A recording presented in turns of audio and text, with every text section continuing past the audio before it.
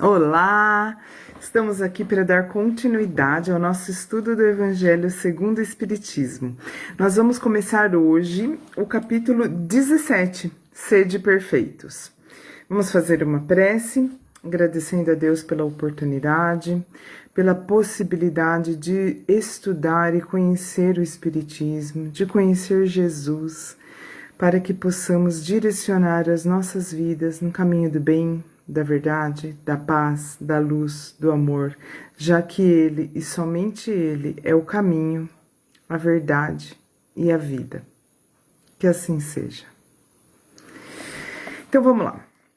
Características da perfeição. Capítulo 17, Sede Perfeitos. Bom, então nós podemos pensar, né? Foi o que eu pensei quando eu li aqui. Perfeição? Será que nós estamos no nível de pensar em sermos perfeitos? Nós estamos no nível de pensar em sermos melhores, né? Perfeitos ainda está um pouco distante da nossa realidade. Mas eu costumo dizer o seguinte: se eu mirar o céu, eu posso alcançar mais do que 20 andares, porque eu estou mirando o céu, eu estou mirando lá no alto. Mesmo que seja uma utopia alcançar agora o céu, eu posso alcançar mais do que 20 andares. É um exemplo, né? Agora, se eu miro o 20º andar, eu não vou alcançar mais do que isso. Então, mesmo que neste momento seja uma utopia acreditar que eu vou alcançar mais do que 20 andares, ou o céu, um alvo muito, muito, muito alto, eu posso mirar nele, porque eu vou alcançar mais. Só um minutinho que eu vou colocar o não perturbe aqui, pra gente não ser interrompido. Com certeza eu vou alcançar mais do que eu alcançaria se eu colocasse um limite pequeno no meu objetivo, né? Então, eu colocando meu objetivo, meu alvo lá no altão, mesmo sabendo que eu não vou alcançar, eu alcanço mais do que se eu colocar um limite pequeno para mim, né? Então, vale a pena a gente pensar nas características da perfeição, para a gente tentar chegar o mais próximo possível, o máximo possível disso. Aproveitar o máximo possível a nossa encarnação, né? Para a gente se aperfeiçoar dentro das nossas possibilidades, não menos. Nem se cobrando mais do que isso, mas também não se conformando com menos do que a gente pode. Então, vamos mirar lá no céu para a gente alcançar mais do que 20 andares. Então, aqui está, dentre várias coisas que o texto explica, inclusive menciona aqui, cita um trecho de Mateus 5, 44, 46 a 48. Eu vou ler esse trecho e depois a gente comenta. Amai os vossos inimigos, fazei o bem àqueles que vos odeiam, e orai por aqueles que vos perseguem e vos caluniam. Pois, se amais apenas aqueles que vos amam, que recompensas tereis? É fácil amar quem nos ama, né? Os publicanos também não fazem isso? E se apenas saudardes vossos irmãos, o que fazeis mais do que os outros? Os pagãos não fazem o mesmo? Sede, pois, perfeitos, como vosso Pai Celestial é perfeito. Então ele diz assim,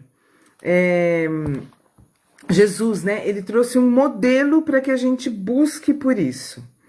E quando Jesus disse que o maior mandamento é a caridade, ele está dando uma dica do que é, do máximo que nós podemos atingir nesse momento da nossa existência terrena, né? Se a dica é a caridade, se o maior mandamento é a caridade, essa é a dica. Ser caridoso é o maior, é o maior, como que eu vou dizer? É o que nós podemos fazer que mais nos aproxima da perfeição. Então, até porque a caridade define a prática de todas as outras virtudes. Porque todos os problemas que existem na humanidade, no planeta Terra, são decorrentes do orgulho e do egoísmo. todos os defeitos, todos os vícios, todos os problemas da humanidade decorrem do orgulho e do egoísmo. E a caridade é o oposto do orgulho e do egoísmo. Então, disso a gente deduz que todas as virtudes são filhas da caridade. E a caridade, gente, nós já conversamos muitas vezes aqui, em diversos momentos, em diversos episódios aqui do nosso estudo do Evangelho, nós falamos sobre o que é ser caridoso. Inclusive, nós somos bem repetitivos em relação a isso, porque o próprio Evangelho é bem repetitivo, já que Jesus deu uma importância enorme a esse ensinamento sobre a caridade. E nós sabemos, vou falar muito rapidamente, quem tiver interesse é só verificar os outros episódios aqui, né, os outros estudos que nós fizemos. Muito rapidamente, ela é a caridade material, sim, que é necessária em muitos momentos, mas é muito mais importante a caridade moral, que é você ajudar, que é você dar uma força, que é você dar uma palavra amiga, você contribuir, você aceitar, dar amor, carinho, atenção. Isso sim é a caridade que mais o ser humano precisa nesse momento. Se nós precisamos da caridade material, precisamos nos preocupar com isso, é para que a pessoa que recebe esse benefício possa ter condições de se preocupar com os outros degraus, que aí sim vai envolver a evolução espiritual, porque alguém que está com fome não consegue pensar em outra coisa a não ser em comer, em ter um prato de comida na própria mesa, certo? Então, a partir do momento que a gente mata a fome de alguém, uma necessidade material, a gente está dando a oportunidade para a pessoa de buscar a evolução espiritual. E é aí que entra a maior caridade que a gente pode fazer, que é de ajudar nesse sentido, nesse aspecto, que é a caridade moral que eu já falei. Então, todos os problemas da humanidade são contrários à caridade. O item 3 aqui, eu vou ler inteiro, porque ele é muito relevante. O nome dele é o homem de bem. Vamos lá. O verdadeiro homem de bem é aquele que pratica a lei de justiça, amor e caridade na sua maior pureza. Questiona sua consciência sobre seus próprios atos, pergunta se não violou essa lei, se não fez o mal, se fez todo o bem que podia, se negligenciou voluntariamente uma ocasião de ser útil, se ninguém tem queixa dele, enfim. Se fez aos outros todo o que gostaria que lhe fizessem. Então, aqui está definindo o homem de bem como uma pessoa que pergunta se poderia ter evitado algum mal, se poderia ter feito algum bem que não fez, se alguém tem motivo para se queixar dele. Então, está dizendo que o homem de bem, ele não é a perfeição, ele erra, mas ele procura saber sobre esse erro e procura melhorar-se. Ele se autoavalia. Esse é a definição que está dando aqui de homem de bem. Tem fé em Deus, na sua bondade, na sua justiça e na sua sabedoria divina. Sabe que nada acontece sem a sua permissão e submete-se em todas as coisas à sua vontade. Então, o homem de bem, ele não se revolta contra os desígnios de Deus. Ele aceita, ele tem fé inabalável. Então, ele aceita e vive com os desígnios de Deus, porque ele sabe que nada pode acontecer sem que Deus queira que aconteça, sem que a vontade de Deus permita. Então, tem fé no futuro. Por isso, coloca os bens espirituais acima dos bens temporais. Porque quem tem fé só no momento presente, quem tem o imediatismo, né? Aquela coisa de querer o retorno imediato, aquela coisa de querer ser feliz agora, que na verdade não vai ser a verdadeira felicidade, vai ser momentos de alegria, vai ser um prazer material, né? Quem busca só isso não tem fé no futuro. Quem tem fé no futuro procura pelos prazeres espirituais. que são atemporais, né? Que não morrem com a morte do nosso corpo. Que nós somos indestrutíveis, porque nós somos espíritos temporariamente encarnados em um corpo material. Nós não vamos morrer. Quem vai morrer é o nosso corpo e com ele tudo o que é material.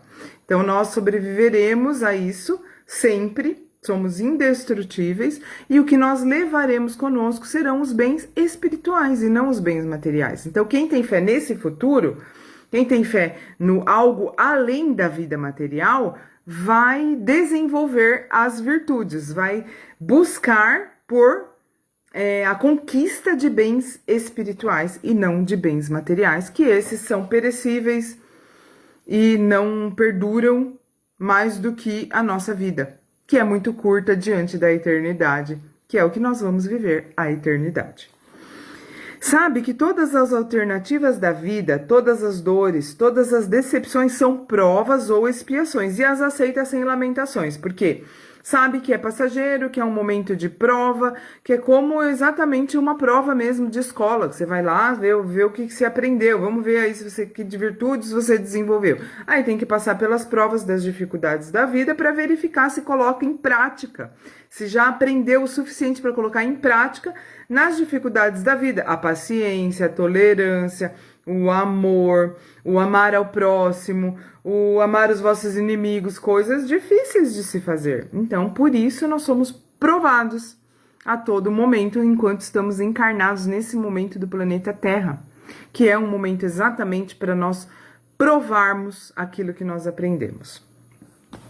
Então, na verdade, são oportunidades, né? A gente pode ver provas como coisas horríveis. Meu Deus, eu vou ter que fazer uma prova, eu vou ter que provar que eu aprendi, vou ter que passar nesse momento aí, dessa dificuldade, que prova não é uma coisa legal, né? Ninguém fala assim, que legal, hoje é dia de prova. A não ser que enxergue como uma oportunidade. Oportunidade de provar o aprendizado ou de identificar aquilo que a gente ainda não aprendeu e que a gente precisa melhorar, né? O homem de bem que tem o sentimento de caridade e de amor ao próximo faz o bem pelo bem. Então não fica esperando nada em troca, faz o bem porque gosta da sensação de fazer, gosta do gosto de fazer o bem. Sem esperar retorno, retribui o mal com o bem. Toma a defesa do fraco contra o forte e sempre sacrifica seus interesses à justiça. Ou seja, quer que a justiça aconteça, prevaleça, mesmo quando ele não vai ser muito bem favorecido. Ele prefere não ser favorecido do que a injustiça prevalecer, né? Encontra satisfação nos benefícios que distribui, nos serviços que presta, nas alegrias que proporciona. Ele fica feliz com a alegria que ele proporciona aos seus semelhantes, nas lágrimas que seca, nas consolações que leva aos aflitos. Seu primeiro impulso é o de pensar nos outros antes de si, acudir aos interesses dos outros antes de procurar os seus. O egoísta, ao contrário, calcula os ganhos e as perdas de toda a ação generosa. Mesmo numa ação generosa, alguém pode se tornar egoísta a partir do momento que ele está sendo generoso para ter algo em troca, né? É bom, humano e benevolente para com todos, sem distinção de raças nem crenças, pois vê irmãos em todos os homens. Isso significa que não existem preconceitos e discriminações e nem fanatismos religiosos. Não existe no verdadeiro homem de bem, seja ele de qual religião for, a ideia de que só quem é da religião dele que pode ser atendido, que pode ser salvo, que pode ser beneficiado. Não existe isso. Ser humano é ser humano. Não importa se acredita ou não acredita em Deus, de que religião que é, de que cor que é, de que raça que é. Não existe isso. Existe ser humano. Respeita nos outros todas as convicções sinceras e não amaldiçoa quem não pensa como ele. Então ele pode não concordar, não gostar, quando ele vê que a pessoa está sendo hipócrita na opinião dela. Que ela está sendo interesseira, que ela está falando algo que ela nem acredita de verdade, que é só por algum benefício de se mostrar para alguém, alguma coisa assim.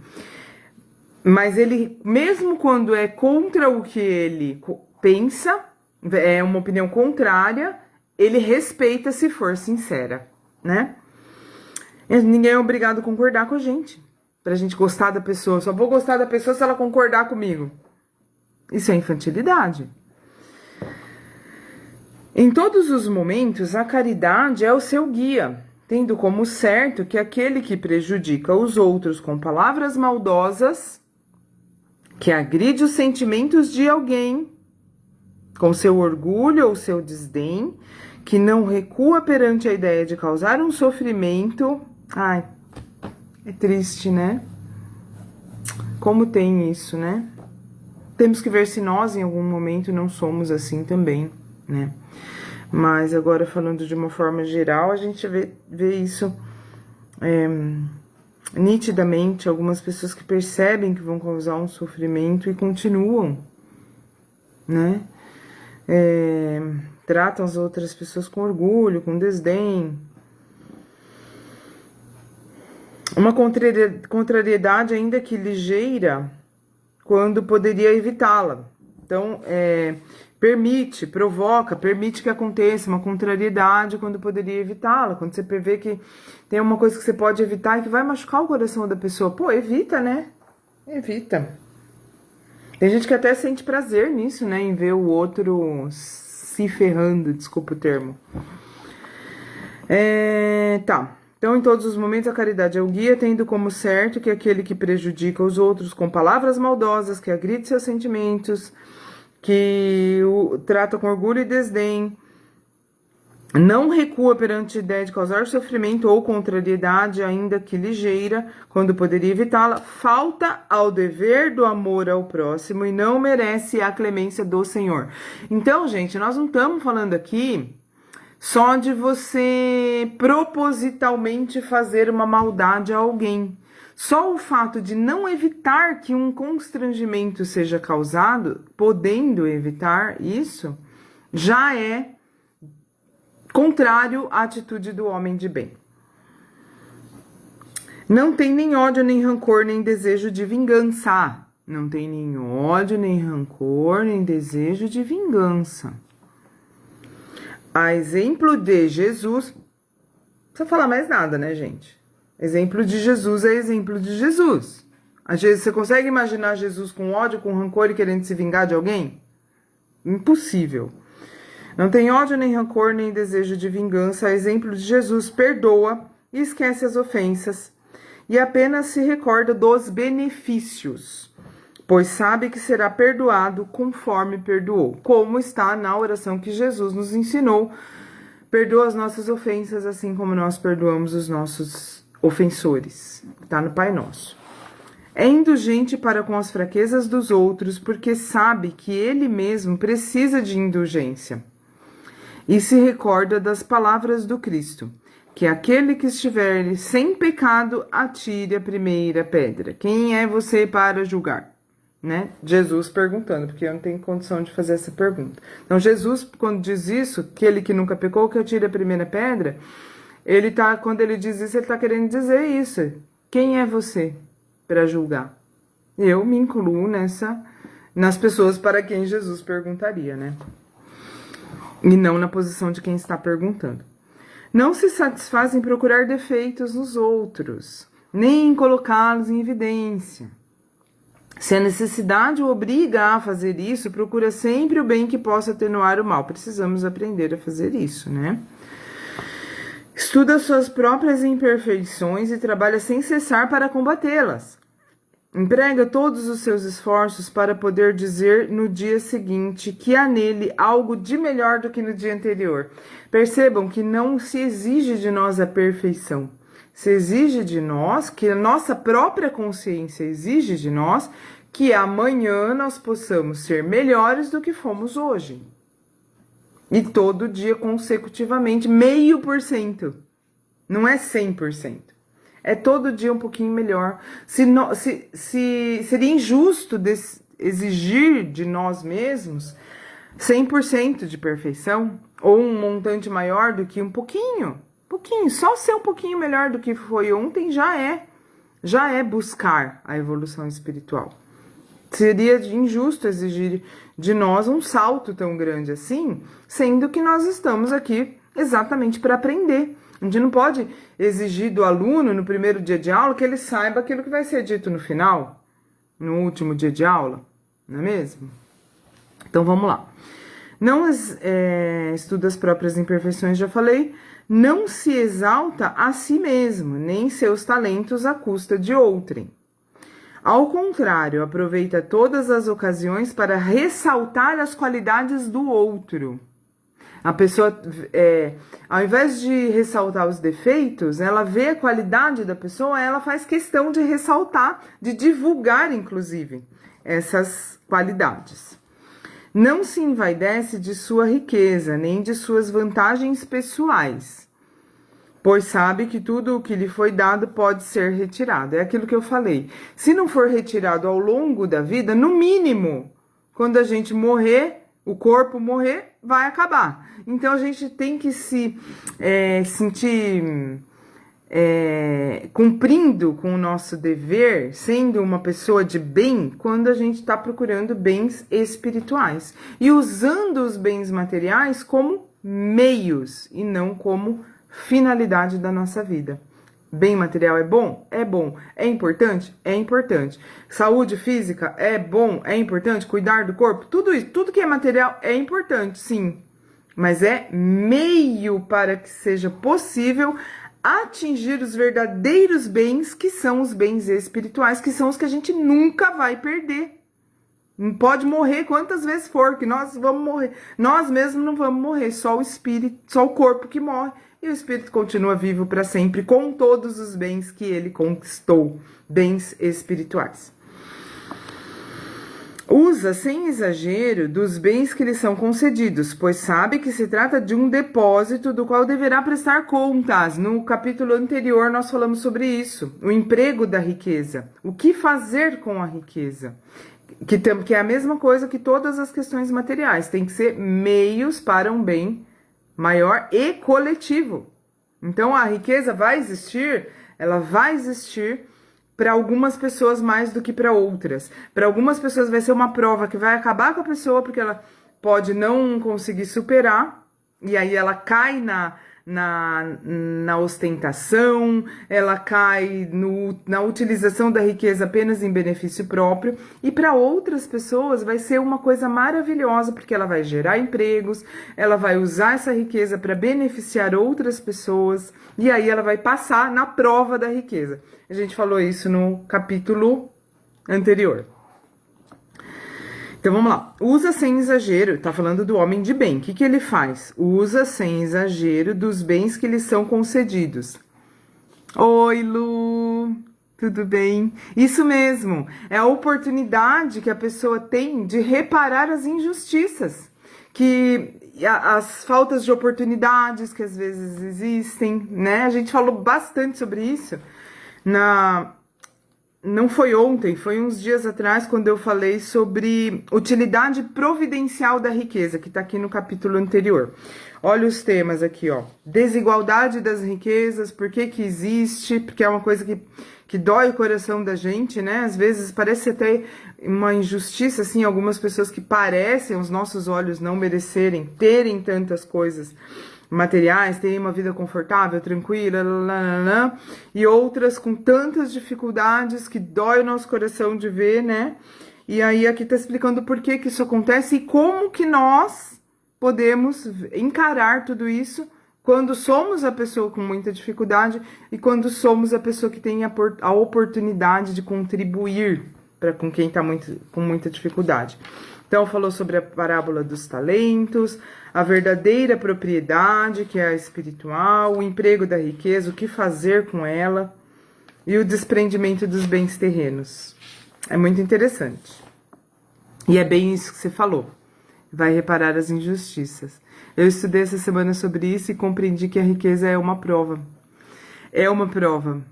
E às vezes é uma prova tão desejada, né? Porque nem sempre é encarado como algo difícil de lidar, mas é.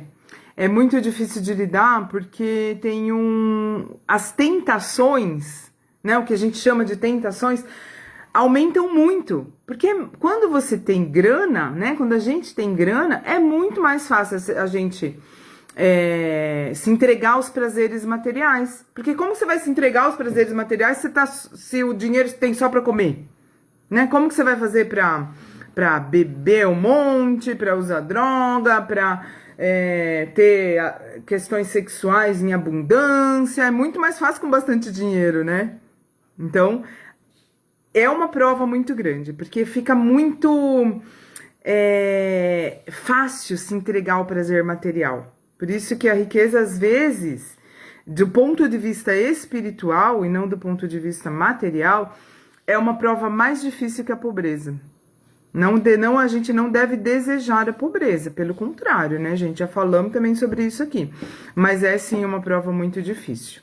Porque a pobreza você tem que suportar, é difícil, muitos momentos é horrível, é sofrido demais, mas espiritualmente ela não tá te prejudicando. Enquanto que a riqueza, muitas vezes espiritualmente, ela prejudica. É uma questão interessantíssima. Podemos conversar sobre isso depois mais, Lu. Tudo que é dado é cobrado. Exatamente, é isso que está dizendo aqui, né? Eu vou ler de novo, vou retomar aqui a leitura. Usa sem exagero dos bens que lhe são concedidos, pois sabe que se trata de um depósito do qual deverá prestar contas. É isso que a Luani está falando aqui agora. E que o emprego que resultaria mais prejudicial para si mesmo seria o de fazê-los servir à satisfação de suas paixões. Isso que a gente estava falando agora. Se na ordem social alguns homens estão sob seu mando, dependem dele, trata-os com bondade e benevolência. Quem? O homem de bem, que é o nome do item que a gente está lendo agora. O homem de bem faz o quê? Se na ordem social tem pessoas sob seu comando, trata-os com bondade e benevolência, pois são seus semelhantes perante Deus. Ele não se sente superior a essas pessoas, ele só percebe que, pelas circunstâncias momentâneas, ele está tendo a oportunidade de comandar uma equipe, ou uma pessoa, ou outra pessoa, quem tem empregados, quem tem um empregado, seja ele dentro de casa, seja ele nas empresas, ou seja outra forma de comando, né? Existem formas de liderança, não só de empregado e empregador. Existem outras formas de liderança. Existe um professor que é líder em uma sala de aula, existe um pai que é líder dos seus filhos. Tudo aí que vocês quiserem imaginar, isso aqui se encaixa. Aqui tá falando da ordem social, que cabe mais para emprego, mas faz sentido para todas as outras. Usa sua autoridade para erguer-lhes a moral, ou seja, um elogio de um líder, seja qualquer um desses que eu falei, um reconhecimento faz com que a pessoa cresça, faz com que a pessoa se sinta motivada a buscar a própria evolução, o próprio desenvolvimento. Então, quem tem essa oportunidade, colocando os outros para cima, ele está sendo... É uma coisa maravilhosa isso, né, gente? Talvez vocês já tenham passado pela situação de ter um chefe que te põe para baixo, ou qualquer outro líder desses que eu mencionei, ou que vocês imaginem, ou um líder que te põe para cima, que te eleva. Nossa, qualquer pessoa que nos faz um reconhecimento, um elogio é bom, mas quando é um líder, é um potencial muito grande de fazer a pessoa crescer. Quando o líder faz isso daqui, é maravilhoso isso. Então, ó, usa a autoridade para erguer-lhes o moral e não para esmagá-los com seu orgulho. Quantos chefes tem que são tiranos, né? Que esmagam as pessoas. Evita tudo o que poderia dificultar-lhes a posição subalterna. Então, quer dizer, a posição subalterna acontece... A palavra é até um pouco forte, mas vamos usar ela, porque tá aqui, vamos usar sem preconceito, né? A palavra, o subalterno, é muito fácil ele se sentir humilhado. E a pessoa que é a pessoa de bem, que está falando aqui no Evangelho, que tem alguém que está abaixo dele, numa posição de hierarquia momentânea, ele faz de tudo para a pessoa não se sentir mal em relação a isso. Faz de tudo para ela se sentir parte e não abaixo, né? É muito bonito isso. O subordinado, por sua vez, agora o homem de bem que é subordinado. Até agora a gente estava falando do homem de bem que está no poder. Agora vamos ver o homem de bem que está sob o poder de alguém, o subordinado. Compreende os deveres da sua posição e se empenha em cumpri-los conscientemente. Aí aqui está mencionando o capítulo 17, item 9, que vai falar mais sobre isso. Nós estamos no capítulo 17, então no item 9 vai falar um pouquinho mais sobre isso.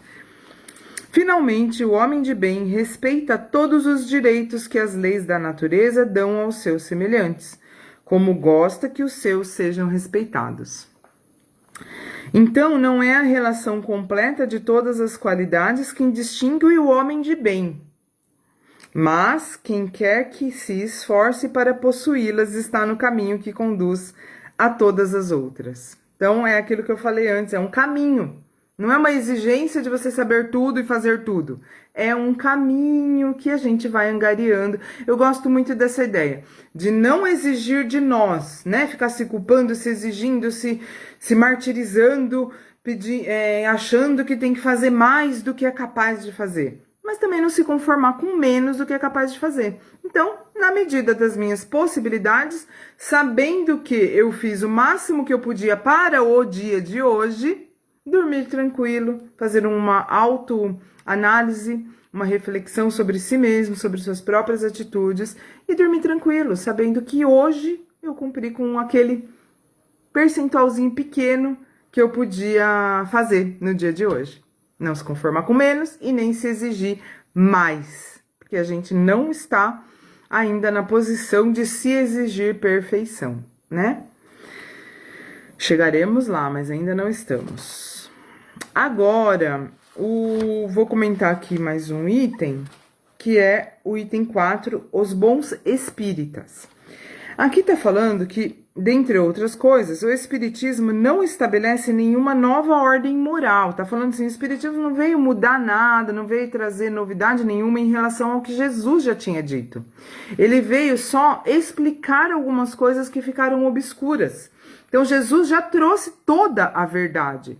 Porém, em forma de parábolas, algumas coisas ele deixou meio que no ar, assim, porque ainda não era o momento de revelar de forma clara para a humanidade, porque ainda estávamos num momento de muito pouca maturidade intelectual e moral para entendermos de forma completa o que ele veio dizer. Então veio depois, 1800 anos depois, o Espiritismo para esclarecer algumas coisas que Jesus deixou um pouco obscuras. Ou algumas não, ele não deixou tão obscuras quanto parece, mas alguns esclarecimentos foram retirados das Escrituras, né?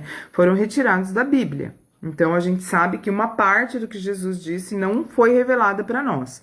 E aí veio mais para frente as explicações, os esclarecimentos através da doutrina de Allan Kardec, que não modificou em nada o que Jesus disse, apenas esclareceu, tá? Então, o Espiritismo não estabelece nenhuma nova ordem mundial, mas facilita aos homens a compreensão e a prática da moral de Cristo, dando a fé inabalável e esclarecida àqueles que duvidam ou vacilam. Porque, gente, no meu caso, pelo menos, e é o que eu vejo acontecer com várias pessoas, a justiça de Deus fica muito mais palpável, evidente, quando a gente encara dessa visão espiritual, porque quando a gente vê através apenas dos olhos da matéria, nós percebemos que diversas coisas ficam inexplicadas. Parece que existe uma injustiça no mundo, né? É muito difícil não enxergar as coisas como injustas se a gente não acredita na reencarnação. Do meu ponto de vista, é assim. E eu vejo que aconteceu com várias outras pessoas, que o mundo parecia muito injusto, parecia até que Deus não existia. Por quê? como que pode? É tanta maldade, tanta injustiça. Uma criança nasce sem recursos nenhum e ainda doente. Outra nasce num berço de ouro, numa família maravilhosa e com plena saúde. Outra nasce numa família abusiva, doente e pobre. E o outro nasce num berço de ouro, com a família maravilhosa, e uma família funcional e com saúde plena. Meu, isso daí parece uma loucura. Parece uma coisa absurda, parece... Como que vai acreditar em Deus? Na minha visão, tá? Não estou desrespeitando quem não acredita em reencarnação e consegue entender essas coisas. Para mim, só foi possível entender isso quando eu entendi a reencarnação, porque parecia que, meu... Quem que é esse tal desse Deus aí? Não deve ser um cara, né? Um cara entre aspas, tá, gente? Que nenhuma pessoa é, né? Não é uma pessoa com cabeça, corpo e membros. Mas não vamos discutir isso agora. Mas Deus, se ele existe, ele é perfeito. Se ele é perfeito, ele é bom e justo. Se ele é justo, não pode acontecer essas coisas. Não pode acontecer o mal para quem não fez mal, né? Então, para mim, só fez sentido quando a reencarnação surgiu na minha vida, quando eu entendi a reencarnação. E é por isso que aqui tá falando que o Espiritismo ajudou as pessoas a ter fé inabalável, porque a partir do momento que eu descubro isso, eu começo a entender que Deus existe. Porque existe uma justiça. Não é uma coisa sem sentido, aleatório, que do nada uma criança nasce numa situação, a outra em outra completamente diferente, né? Do nada, assim. Daí é mistério. Para mim não serve essa resposta de é mistério. Por isso que para mim faz todo sentido dizer que o Espiritismo traz a fé inabalável. Aí o problema é que algumas pessoas só acreditam que existe a manifestação espírita, que existe a mediunidade, que existem fenômenos espíritas, mas fica só nisso. Não ajuda a pessoa a aplicar os princípios espíritas e os ensinamentos de Jesus na vida dela. Então aí fica uma coisa assim, ela acredita, mas ela não transforma a vida dela. E outros nem acreditam, né? Nem acreditam no que o Espiritismo traz de ensinamento. Além de um trechinho aqui, ó, a parte essencial do Espiritismo exige um grau de sensibilidade, não exige só intelectualidade. Pode perceber que tem às vezes criança que entende, às vezes tem uma pessoa que teve uma oportunidade muito menor de estudar, que entende, e a outra que estudou muito, que é considerado muito inteligente, muito estudado, muito intelectualizado, não entende. Porque o que se exige para compreender o Espiritismo não é intelectual, é uma sensibilidade moral. Enquanto parte essencial do Espiritismo exige um certo grau de sensibilidade que independe da idade ou de grau de instrução, depende da maturidade do senso moral. Então é por isso que existe para algumas pessoas a dificuldade de compreender o Espiritismo. Para mim mesma já existiu bastante, eu ainda estou entendendo, ainda estou estudando, né? Algumas coisas a gente já entendeu depois de muito tempo, depois de muito pensar, depois de muito estudar. Muitas outras ainda a gente tem que entender. E cada vez a gente pensa que entendeu já, entendi perfeitamente. Aí passa um tempo, a gente atinge uma maturidade maior e entende melhor ainda.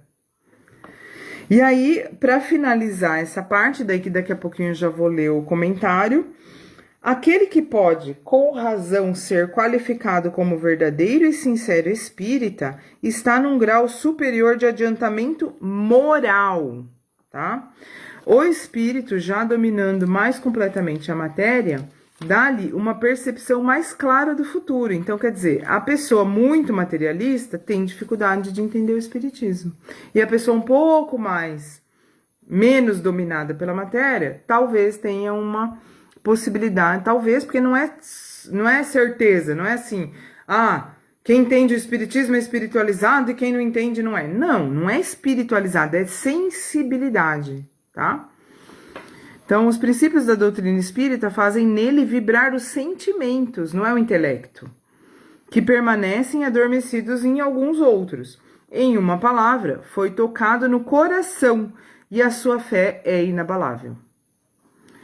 Aí, para finalizar, a última frase aqui que eu vou ler, reconhece, essa frase é top, de Allan Kardec, que mostra a essência do espiritismo e o que é verdadeiramente ser espírita, tá? Reconhece-se o verdadeiro espírita por sua transformação moral e pelos esforços que faz para dominar suas más tendências. É isso. Bom, no nosso próximo momento, nós falaremos sobre a parábola do semeador, que é muito legal.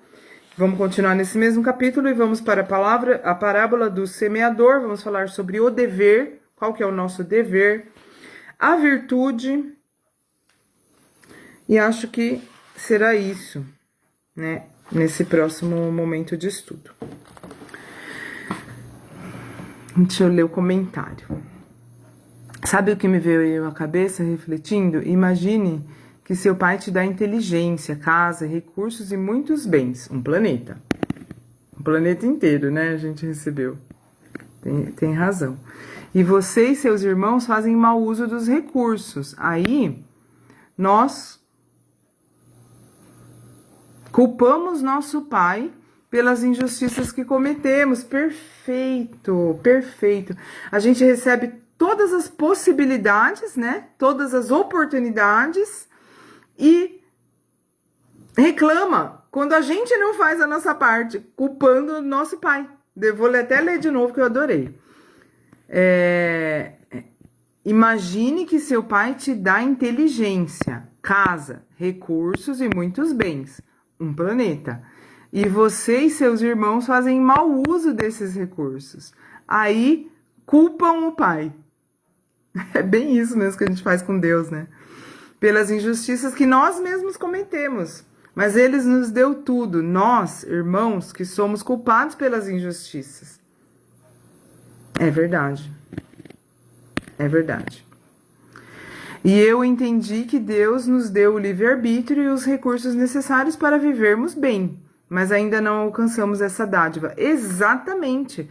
Porque nós ainda não temos, no meu ver, eu acredito que seja isso, nós ainda não temos evolução moral suficiente. Porque no começo aqui do estudo de hoje, a gente falou que, aqui ó, o primeiro item fala o seguinte, característica da perfeição. E a característica, assim, se a gente fosse falar uma palavra, o que é a perfeição para o ser humano, é a caridade. Então, se ainda existem pessoas que têm dificuldades, é porque falta caridade para aquelas que têm possibilidades. Então, aquela que tem condições, se ela vivesse a verdadeiro amor, a verdadeira caridade, se ela fosse mais próxima da evolução espiritual, se ela atingisse essa perfeição aqui que está pedindo para nós no Evangelho, que não é perfeição 100%, não haveria tanta dificuldade para outras pessoas, né? Não haveria tanta injustiça. Então, nós temos o livre-arbítrio, como você diz, nós temos o livre-arbítrio, e nós usamos como? Para ser egoísta e para ser orgulhoso ou para ser bondoso e caridoso? Quanto mais a gente aprender a ser bondoso e caridoso, menos injustiça vai haver no planeta Terra. E é por isso que veio essa pandemia, para que a gente possa aprender a ser menos egoísta. Quanto mais a gente desenvolver o nosso altruísmo, melhor vai ficar o planeta. Né? Exatamente, Lu. Melhor vai ficar. E aí, a gente fazendo um pouquinho por dia, já é o que nós temos que fazer. Porque também, se a gente fica se exigindo, ai, mas só um pouquinho, eu fiz só um pouquinho, a gente acaba desistindo até desse pouquinho, porque dói quando a gente fica se culpando por ter feito menos do que queria ter feito. É só a gente não exigir demais de nós, como a gente disse aqui no começo. E como disse no fim também, né? Porque, olha só, vou reler essa frase. Reconhece-se o verdadeiro espírita por sua transformação moral E olha que interessante, e pelos esforços que faz para dominar as más tendências. Não está falando de pelo quanto ele domina as más tendências, está falando pelo esforço que faz. Não é maravilhoso? A gente saber que o fato de a gente se esforçar para atingir essa perfeição é o que conta, e não o atingir, é muito legal. Bom, eu já me estendi demais aqui, adorei ter você aqui hoje, Lu. Fiquem todos com Deus e eu vou fazer uma prece final. Beijo, Lu. Vamos fazer uma prece aqui para finalizar, agradecendo mais uma vez pela oportunidade, pelo dia de hoje, pela semana que se inicia, e por tantas coisas, tantos bens materiais que nos permitem, que nós temos em nossas vidas e nos permitem não sentir fome, não ter necessidades básicas, para que nós possamos pensar no próximo degrau e não apenas na nossa necessidade básica. Que o próximo degrau seja a nossa evolução espiritual e que nós possamos pensar também naqueles irmãos que ainda estão no primeiro degrau e possamos ajudá-los a subir junto com a gente. Então vamos agradecer, pedir que Jesus nos abençoe, pedir que tenhamos uma boa noite, sono tranquilo, profundo, restaurador, que nós possamos nos conectar com os nossos amigos espirituais e entender qual a nossa missão e aquilo que a cada momento dos nossos dias nós devemos fazer. Que assim seja. Tchau, tchau!